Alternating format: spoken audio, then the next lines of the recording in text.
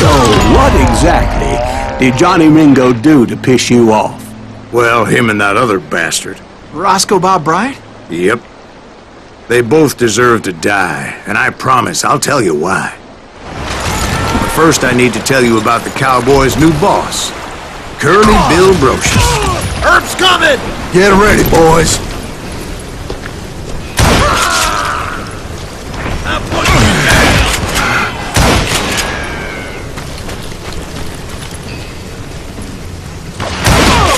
Curly Bill took charge of the Cowboys upon the old man's demise. And after that gunfight at the OK Corral, the Clantons wanted revenge.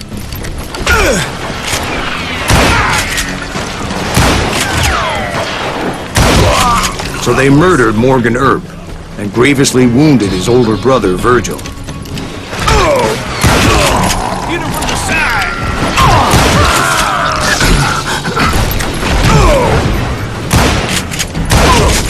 Wyatt and Doc went on what became known as the Vendetta Ride, hunting those outlaws down.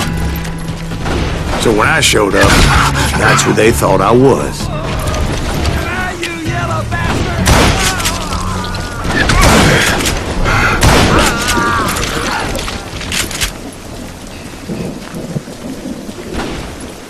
You or me!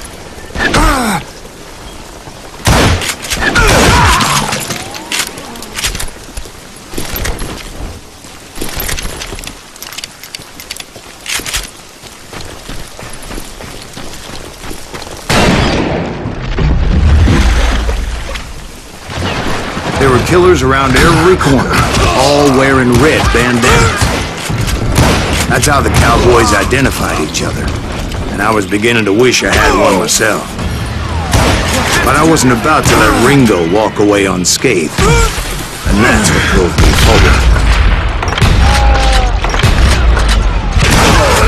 They say that Ringo was infernally fast.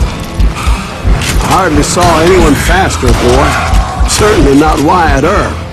That man was all hat and no cap. Earp wasn't much of a match for him, but Doc Holliday might have taken him. That Lunger should have kept his nose out of it. They never charged anyone for the murder of Morgan Earp. But everybody knew that Curly shot him in the back. That was common knowledge. Yeah, maybe so. But Ringo had nothing to do with it. He was just being loyal to a friend. Is that what you call it? Being loyal? Well, to get to that loyal friend, I had to pass by some buzzsaws as big as a man.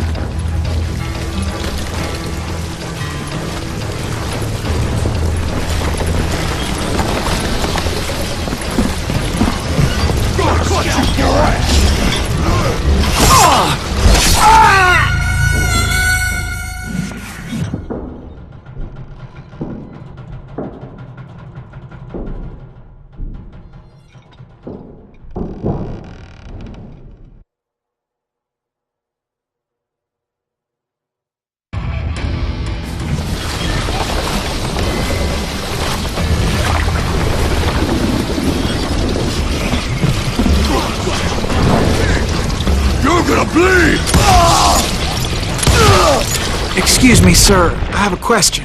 What's that, Dwight? After old man Clanton died, why didn't his son take over the Cowboys? Because Ike Clanton was dumber than a box of rocks and a yellow belly to boot.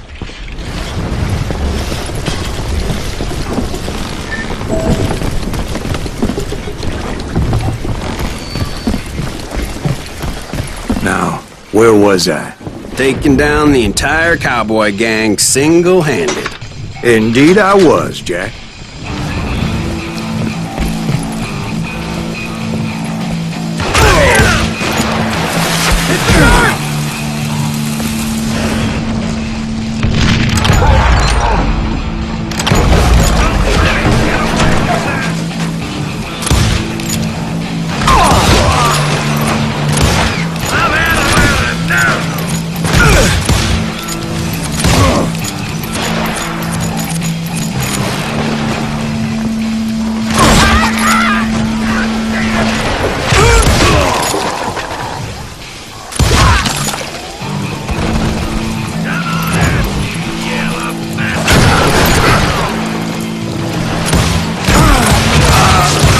hazy as those boys had good cover.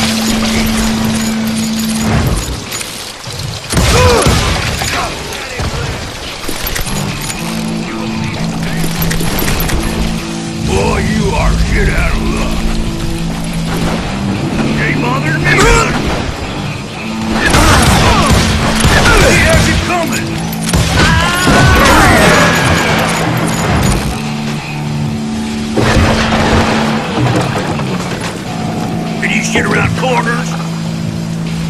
Blame him. Look out! There were carts everywhere, piles of lumber, and God knows what else for people to hide behind. That really was one hell of a sawmill. Quite an impressive operation.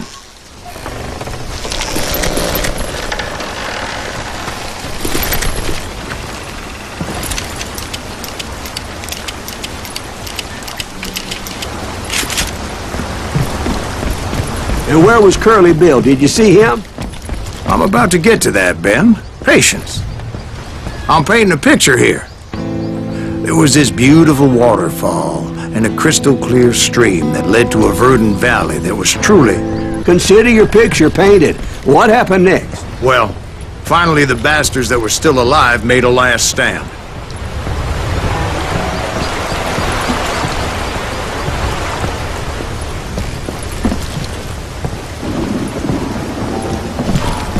Curly Bill, Johnny Ringo, and his compadres took off into the lumber yard, and I followed after.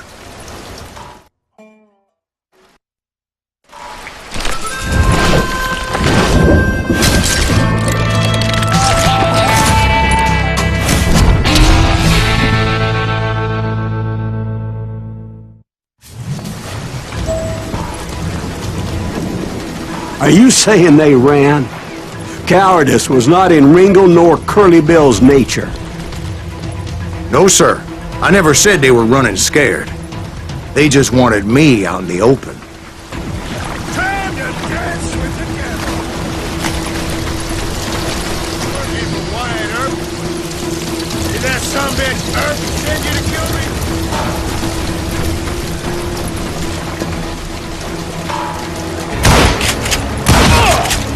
This ain't the damn time!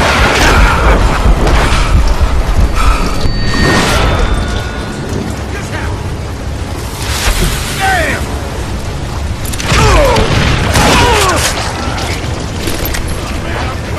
Wherever you are!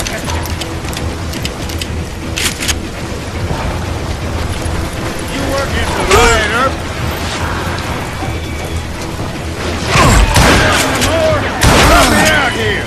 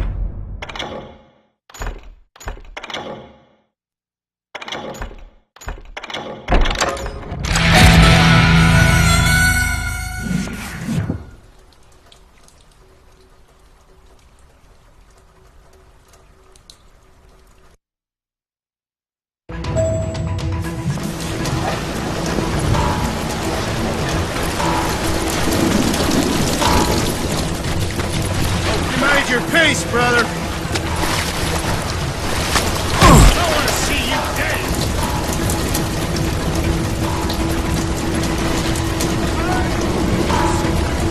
Puppy.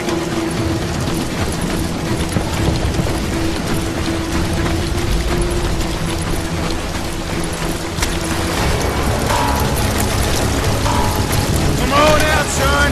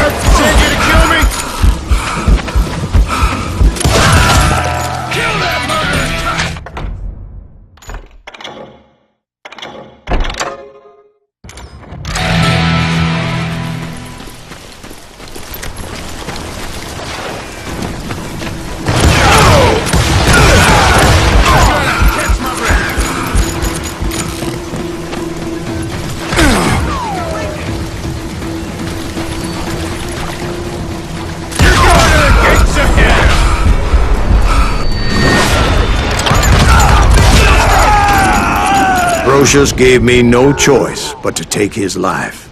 But Ringo was nowhere to be found. I knew you didn't kill Ringo, because he was found dead in a different location altogether. To this day, his killer is still unknown. Indeed. Took me a few months before I finally tracked his ass to West Turkey Creek Canyon.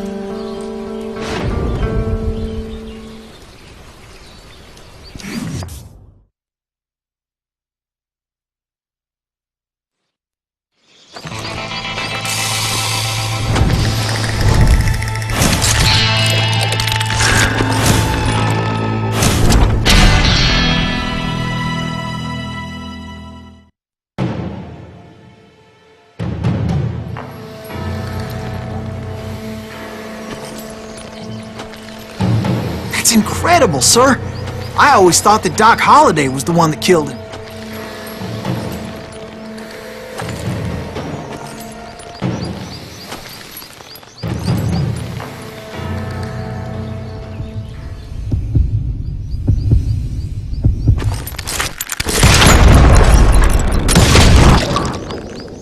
Sorry I had to ruin the legend for you, boy. But the legend ain't always true.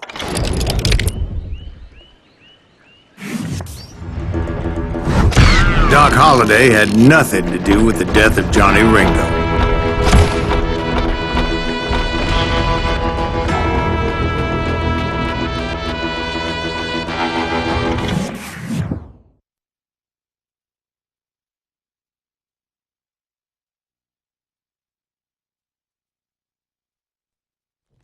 I was paid a healthy bounty for Ringo and Curly Bill, and realized there was real money to be made. That's why I went after Henry Plummer.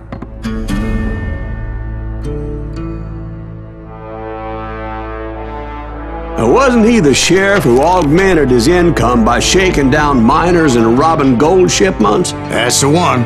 Oh yeah, I remember him. He ran that gang of thieving outlaws called the Innocents. So it's true that you went toe-to-toe with him? Indeed I did, son. Indeed I did.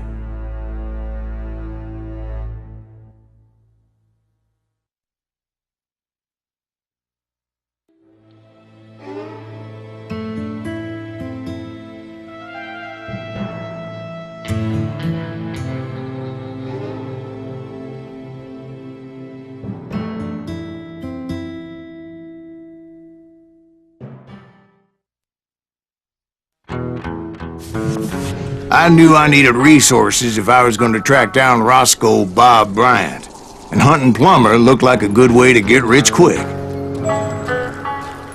As the local vigilantes exposed him as the leader of the bandits, and put a generous price on his head. Plummer rallied his gang to plunder one last gold mine before making their escape, and that's where I thought I'd find him.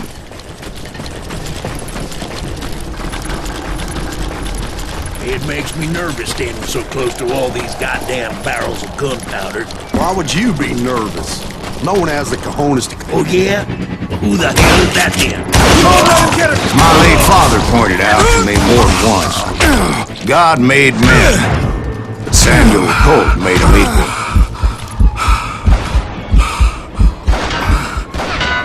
It's you or me?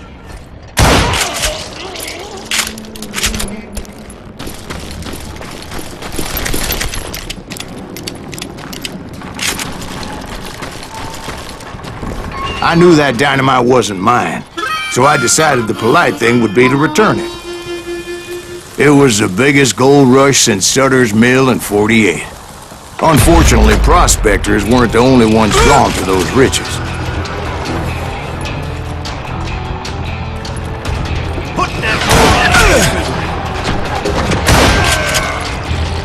There were thieves and killers, robbing travelers and hijacking gold shipments. Like those that ran with Plummer. Some were just regular folks I knew from town, drawn by greed and easy pickings. Charlie Crow, the blacksmith. James, who worked in the stable. Sam and Jeremiah Barber, the butcher's sons. Ordinary citizens who lived a double life. Stealing and thieving and murdering their neighbors.